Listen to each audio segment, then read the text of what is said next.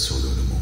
Aujourd'hui, on va parler de la création du Sérapis. L'invasion grecque de l'Égypte est une mascarade. L'Égypte n'avait pas d'armée ni geôle. Les hommes civilisés n'ont pas besoin d'une armée ni de geôle. Seules les nations corrompues ont besoin de soldats et de geôles pour aller terroriser d'autres populations, saisir leurs biens. Vous ne pouvez pas être civilisé et aller terroriser des gens et prendre leurs biens. Vous êtes hors des lois et de l'ordre universel. Lorsque les Grecs sont arrivés en Égypte, ils ont compris que pour rouler l'Égypte, il faut adhérer à leur société secrète.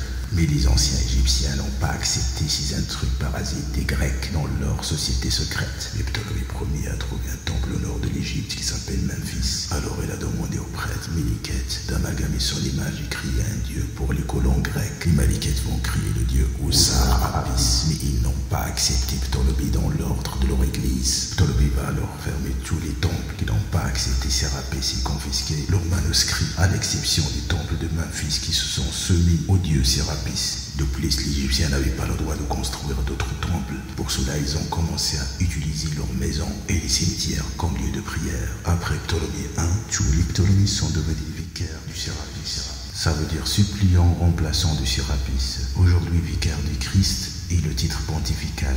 Le Christ étant l'unique prêtre qui découle tout le sacerdoce, le pape est considéré comme le vicaire ou représentant du Christ sur terre pour l'Église universelle.